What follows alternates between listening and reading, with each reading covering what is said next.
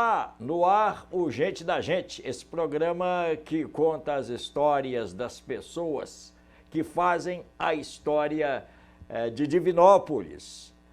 Dê o seu like, ative o sininho, acesse no YouTube Garcia Júnior, Gente da Gente. E você vai ver mais de 100 entrevistas contando a história da nossa querida princesinha do Oeste. O apoio cultural é da Unimed Divinópolis. Nós estamos aqui nos estúdios da TV Candidez, com as câmeras e a direção de estúdio de Lincoln Clóvis, com o Diego Silva na assistência técnica e nas câmeras, com a supervisão do jornalista Flaviano Cunha e com a presidência de Mairinque Pinto de Aguiar Júnior. Hoje nós vamos conversar com o advogado, escritor, membro da Academia Divinopolitana de Letras, da qual foi presidente, diretor de comunicações da Câmara Municipal, jornalista Flávio Ramos. Ficou faltando alguma coisa nesse currículo de improviso aqui, ô Flávio? Ô Garcia, já deu para ver que você me conhece muito bem. E eu também sou formado em Direito, com especialização em Direito Público, e hoje exercendo a função de secretário-geral da Câmara, mas a diretoria de comunicação, ela responde à Secretaria-Geral. Ah, muito bem. Flávio Ramos, que nós vimos nascer no jornalismo, olha que eu estou inteirado da história, hein? Quando foi substituir o lendário Juca Mariano na coluna mais prestigiada, né, da cidade, do jornal Agora, a coluna social do Juca Mariano, e quando o Juca rompeu os seus laços profissionais com o jornal Agora, Coronel Faria, Sônia Terra, né, foi chamado para... Como é que foi isso, hein, ô Flávio? Pois é, Garcia. Eu comecei novo, né, trabalhando com essa questão da comunicação, e eu até fui levado para a comunicação pelas mãos do nosso grande amigo Evandro Araújo. Que isso? É verdade, eu fazia tiro de guerra com o Evandro Araújo, estava começando a faculdade de Direito, e o Evandro já trabalhava na rádio. E conversando com o Evandro lá no tiro de guerra, eu falava com ele, bicho, eu queria tanto trabalhar com essa questão da comunicação. E então ele me trouxe aqui na rádio, eu comecei a fazer algumas participações. E enquanto eu estudava, por coincidência, na minha sala, trabalhava a Ana Maria Vilas Boas, que era responsável pelas assinaturas do jornal Agora. E com ela também eu comentei desse desejo de trabalhar no segmento da comunicação. E ela falou assim, olha, eu vou te apresentar para o Coronel Faria, para a Sônia Terra. E comecei escrevendo algumas matérias, textos editoriais para o jornal Agora. Dali, eu evoluí para ter uma página aos domingos de entrevista com personalidades. Era a coluna Nota 10.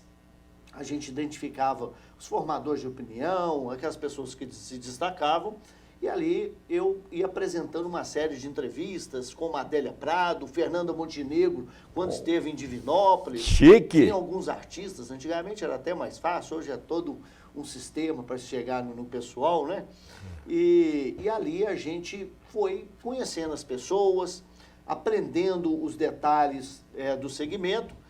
E quando o Juca Mariano se desentendeu com o Coronel Faria e deixou de escrever a sua coluna diária, e era uma coluna que também tinha muita expectativa, né, todo dia quando o jornal saía, eu me apresentei para o Faria. Eu pedi a ele para ocupar esse espaço. Eu tinha os meus 19, 20 anos de idade, mais ou menos. Ele me achou assim muito audacioso. Muito verde. Muito verde. Aí passou alguns dias, ele me chamou lá e falou assim, olha, eu vou te dar uma oportunidade, mas é o seguinte, você não vai começar apresentando o seu nome logo de cara. Nós vamos ver como é que como é que o leitor vai se comportar, como é que vai ser a receptividade da coluna. vamos publicar 3 vezes por semana e vamos sentir, então, como é que vai ser a repercussão. E ele falou assim, olha, você vai colocar suas iniciais. Então, eu comecei como Frappé. Aí era o nome da coluna, Frappé. Que também em francês é algo como entre o quente e o frio. Ah. E depois de uns 2, 3 meses, muita gente perguntando, e eu comecei já sapecando, né? Já sapecando sem dó as questões políticas, contestando muita coisa aqui na cidade.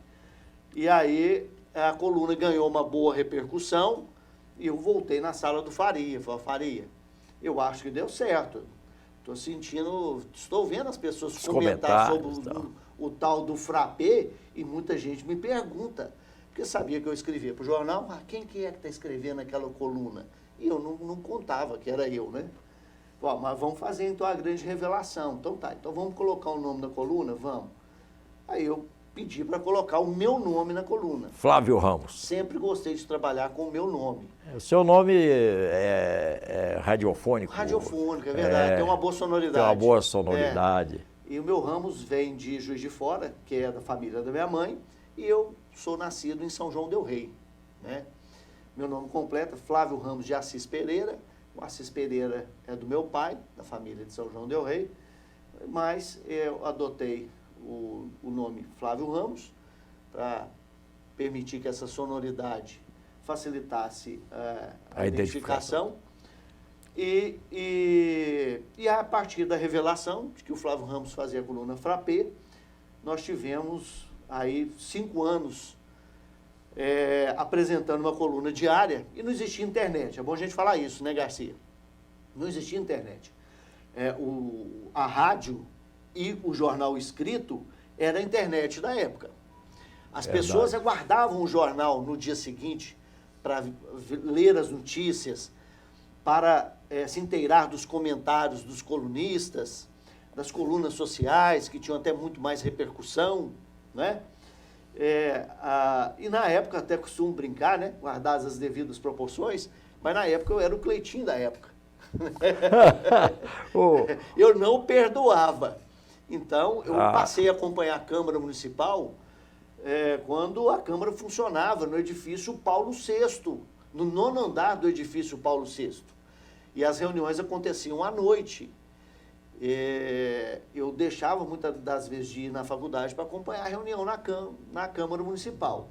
E olha que ironia do destino, hoje eu sou um servidor efetivo da Câmara Municipal de Divinópolis. Mas só para dar esse exemplo, que eu citei o Cleitinho, mas é porque é fácil da gente comparar situações em virtude da exposição que ele tem na grande mídia. Agora, como é que depois desse tempo, você olhando para trás, você vê o seu início de carreira no jornalismo, enfim, na advocacia e por aí afora na sua trajetória? Eu digo que valeu a pena. Valeu a pena a caminhada, está valendo a pena a jornada, é sempre um passo de cada vez. Esse final de semana eu subi o Pico da Bandeira. É o 3º ponto mais alto do país. São 2.982 metros de altura, 7,5 km de caminhada na subida e 7,5 km de caminhada para a descida. Localize no GPS aí o Pico da Bandeira. Bandeira. Está localizado na divisa de Minas Gerais com Espírito Santo. Só para você ter uma ideia, o ponto mais alto do país é o Pico da Neblina, em Rondônia. O Pico da Neblina, ele tem apenas 100 metros a mais que o Pico da Bandeira. Então, subindo o Pico da Bandeira, é quase que você está subindo no ponto mais alto do país. E ele ganhou esse nome de Pico da Bandeira porque Dom Pedro II exigiu que fosse colocada a bandeira do Império no ponto mais alto do país, que era o Pico da Bandeira, conhecido como o ponto mais alto do Brasil até 1940. Depois, descobriu-se o 31 de março, que é o outro pico, o segundo mais alto, e o Pico da Neblina. O 31 de março e o Pico da Neblina são áreas militares, você não entra. E o Pico da Bandeira, ela está numa área civil, que pertence também ao governo federal, que é um parque no alto do Caparaó, que é a cidade, município, que faz divisa entre Minas Gerais e o Espírito Santo. Então é um parque nacional, é o Parque Nacional do Caparaó. As pessoas têm ali um livre acesso, controlado, mas um livre acesso. Mas aula de geografia com o professor Flávio Ramos. Eu estou citando isso porque quando você fala, a gente fala da jornada. Sim. E essa jornada subindo no Pico da Bandeira, que foi muito desgastante fisicamente, a gente não pode só olhar para cima e ficar olhando o ponto mais alto, sabe, Garcia? Porque senão você desanima, você parece que não encontra forças, você vê a distância que a coisa está, o seu subconsciente te desanima. Quando eu olhava para baixo, olhando os meus pés, passo a passo, um passo pequeno de cada vez, eu ganhava mais energia. E assim é a vida nossa. Você tem que ter o objetivo, você tem que ter a meta, mas você não pode ficar só olhando lá na frente. Você tem que olhar para o hoje, você tem que olhar para os seus pés. Aonde que você está pisando? E não é um passo grande que se dá, é um passo pequeno. Então, toda grande conquista, isso até mesmo as grandes conquistas da humanidade, quando o homem chega à Lua, você dá um passo de cada vez. E é um passo pequeno para se ter uma grande conquista no final. Como dizia o astronauta, né? Um pequeno passo para o homem, um grande passo para a humanidade. Ô Flávio, e por que é que porque há bem tempo que você não exerce mais o jornalismo, que você não assinava as colunas, hoje é tudo na plataforma, pode até ter a coluna Flávio Ramos, virtual, não é? Mas você parou há muito mais tempo.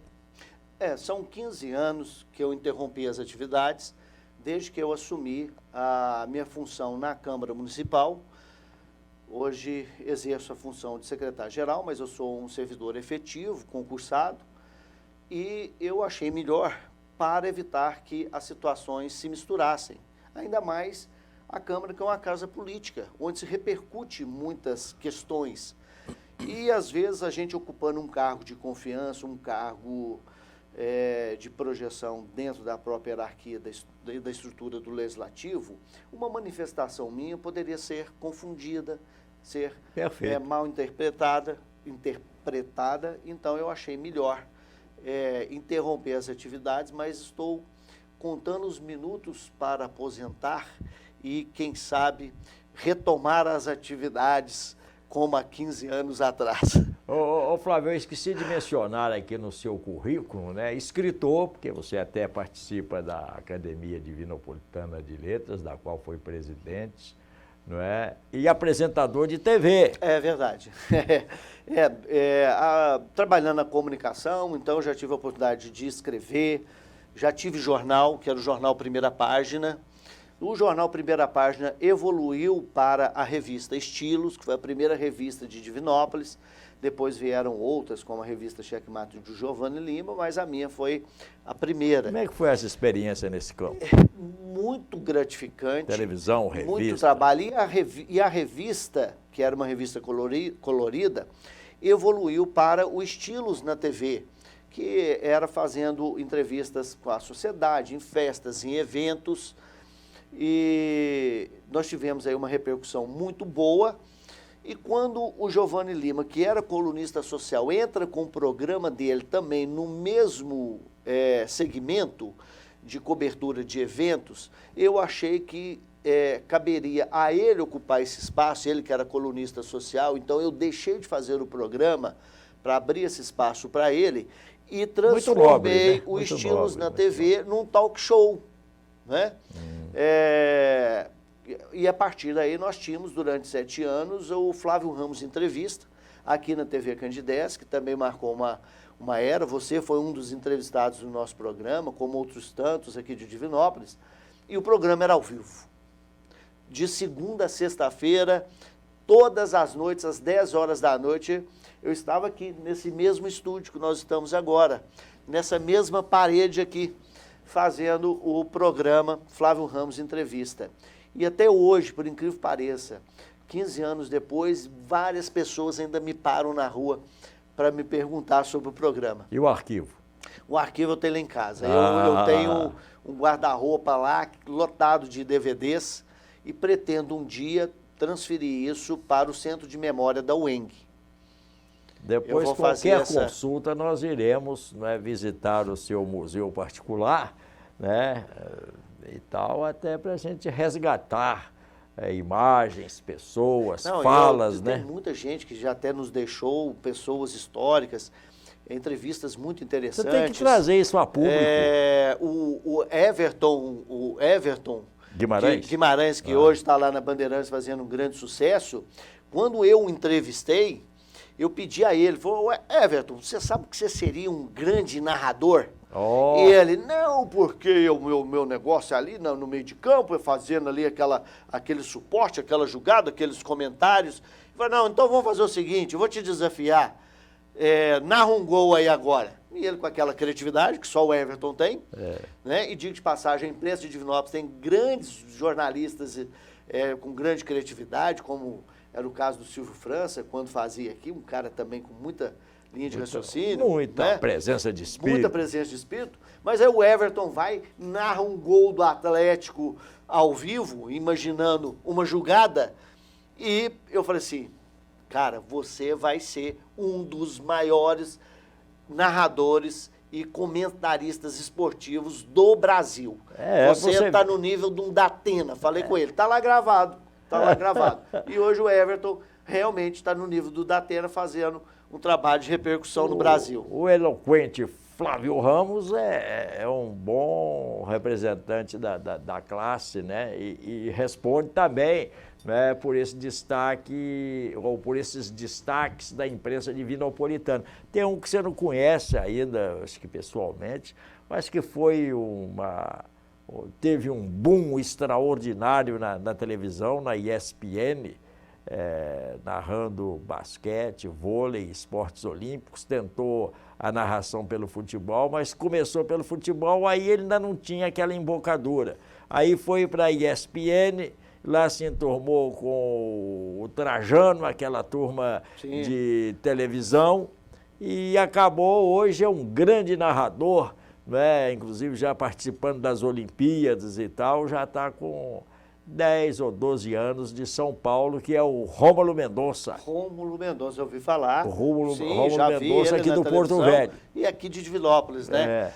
Cara, nós temos, assim, pessoas muito capacitadas. Divinópolis é um celeiro de pessoas que têm muita capacidade. E quando você me lembra aí do programa ao vivo, né, que eu fiz aqui na TV, cara, eu passei por situações, assim, algumas delicadas, porque fazer programa ao vivo não é fácil, né, Garcia? A gente tem que improvisar naqueles momentos. Já dizia aquele garoto da televisão, quem sabe faz ao vivo. É verdade. Faustinho. Faustinho. Agora tá Faustinho. Agora tá magrinho. Mas eu passei apertado em umas duas situações aqui. Por exemplo? Tem certeza que você quer saber? Se não for comprometedor... Tá gravado o programa, já até foi ao ar. Uma dessas foi a seguinte, eu fiquei sabendo de um senhor que veio para Divinópolis, ele era, não sei se é descendente jugoslavo ou morou na Polônia, alguma coisa assim, e lutou na Segunda Guerra Mundial, e ele tinha 100 anos de idade, a UENG fez um livro com ele. E eu trouxe esse senhor aqui para ser entrevistado ao vivo com 100 anos de idade. Muito lúcido. E ele veio, o senhor Olavo, e aí o que acontece? Ele falando com aquele sotaque, né? E eu perguntando da infância dele, como é que o que ele lembrava. Eu estar contente de estar aqui, Flávio. Da minha infância? Eu me lembro da fazenda do meu avô, que ele criava vacas. As vacas... elas comiam repolho. Teve um dia, Flávio, que a vaca comeu muito repolho e meu avô me chamou. Meu neto, vem aqui que eu vou lhe mostrar como você vai fazer. A vaca deitada no chão, com as patas estiradas para cima, a barriga inchada, e o meu avô, e ele me colocou atrás dele. E o meu avô pega a manga da camisa, arregaça a manga da camisa até aqui em cima, fecha a mão e vai enfiar a mão. Ele vira para mim e fala assim, Como mesmo que se chama aquele... Como é o apelido? Aquele negócio atrás da vaca? Isso ao vivo. Aí eu falei assim, meu Deus, eu não posso falar um palavrão. Aí eu busquei na minha cabeça aqui e falei assim, orifício anal? Oh, não! Eu conheço como o cu da vaca. Meu avô enfia aquele braço no cu da vaca, puxa leve, e de repente ele puxa tudo de uma vez. Vem o estouro vem da boiada. Merda na minha cara. Até hoje eu sinto o cheiro daquela merda no meu nariz. Boa. Só quem vive esses momentos é que sabe a importância de uma cena como essa, né? Porque é uma cena realmente para ficar gravada. Ô Flávio, eu falei aqui do membro da Academia Divinopolitana de Letras, você já presidiu aquela casa e você sempre... Pelo fato de escrever, de ter coluna no jornal e tal, já é meio caminho andado, né? Para o ingresso, publicação, você fez outro tipo de publicação, livros, além das colunas sociais. Sim. Quanto tempo você ficou no colunismo? Foram também uns 15 anos. Uns 15 anos, né? E você escreveu alguma coisa nesse período? Muita coisa. Eu já tenho alguns livros publicados. Dentre eles, o Manual do Bom Candidato, que é um livro sobre marketing eleitoral e político, aproveitando a experiência que a gente... eu trabalhei muito com a política aqui em Divinópolis e em campanhas eleitorais, e também especializado no marketing político e eleitoral, eu publiquei um livro que dá ao cidadão a possibilidade dele aplicar técnicas que podem facilitar a sua eleição. É uma edição que já está esgotada, se chama Manual do Bom Candidato, precisa até de republicá-lo, agora fazendo uma adaptação em relação à nova legislação eleitoral, né? E as novas ferramentas da internet que vão aparecendo. E naquele livro eu já falava da capacidade que o eleitor, ou que o candidato teria que ter para aproveitar as redes sociais e principalmente a sua capacidade de comunicar ao vivo através da rede social. Eu já alertava o candidato a se preparar para utilizar esta ferramenta como decisiva para a sua eleição. Isso é importantíssimo do ponto de vista das comunicações, porque eu acesso muito YouTube, as redes e tal. Olha, a coisa mais horrível que tem é você ouvir nessas plataformas, nestes podcasts, né? Quem não sabe falar. É um negócio terrível. Terrível, Quem não sabe fazer uma postura diante... É difícil. Quem não sabe falar... Não vai para frente. Não se faz entender. É verdade. E o outro livro, que também teve uma grande repercussão, foi o último que eu publiquei, Perfume de Sangue, que é um romance, 300 páginas, 33 capítulos, que conta a história ficcional, que é uma passagem de Tiradentes por Pitangui, e ele vai se apaixonar por uma mulher poderosa lá de Pitangui, que é a Maria Tangará, e a Maria Tangará, ela disputa o poder também com uma outra mulher de Pitangui, que é a Joaquina de Pompeu. Então, esse relacionamento vai gerar consequências na Inconfidência Mineira, inclusive uma delas manda resgatar o crânio de Tiradentes, quando depois Tiradentes é esquartejado e o crânio dele exposto no alto de um mastro em Vila Rica, esse crânio dele é resgatado e eu cumpro a lenda que existe aqui em Minas Gerais, de que a cabeça de Tiradentes foi enterrada em quartel-geral. Então, essa história, com essas lendas na época do século XVIII, eu transformei num livro que, inclusive, tem uma repercussão tão grande que o Estado de Minas fez uma página inteira sobre esse livro, inclusive com a foto minha e do meu livro na primeira página do jornal, na versão impressa. Está no arquivo? Está no arquivo.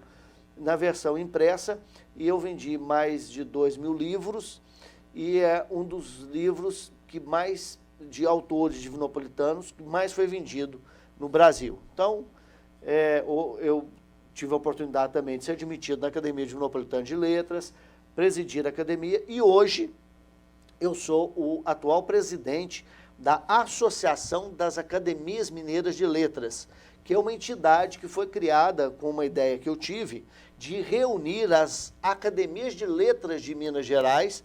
Inclusive, nós temos o apoio e a participação da Academia Mineira de Letras, né, apoiando esta entidade que reúne cerca de 1.200 escritores em Minas Gerais. Eu acho que não ficou faltando nada. Se você quiser acrescentar mais uma coisa nessa entrevista... Quantos minutos nós temos? Flávio Ramos, já está esgotado o nosso tempo. Então, se está esgotado... Então, nós temos que programar uma segunda edição. Flávio Ramos 2. Cara, eu queria... O retorno. O retorno. Eu queria tanto falar da questão política, do que eu imagino como o que vai ser o sistema democrático no futuro, não de nomes, mas rapidamente, sabe, Darcy? Eu acho que... Atenção, vamos passar o trailer para você acompanhar. O spoiler. No Flávio 2. O spoiler do retorno. Eu acho que não vai existir mais reeleição das pessoas. Para que você elege um representante? Para que nos represente, para que tenhamos voz. Mas hoje, com o sistema de comunicação que nós temos, todos nós poderemos votar nos projetos que tramitam. Nós não precisamos de eleger mais representante não, Garcia. Nós podemos utilizar o nosso sistema para que o eleitor possa apresentar o seu voto direto. Hoje, faz um cálculo comigo, 17 vereadores em Divinópolis, vezes mais ou menos uma média de 1.500 eleitores, quantos eleitores se somariam ali? Nossa. Agora, quantos eleitores hoje utilizam a internet? Um universo gigantesco, muito maior. Imagina se você receber no seu telefone um comunicado, olha, você tem 3 dias para votar os projetos tais, tais, tais e tais.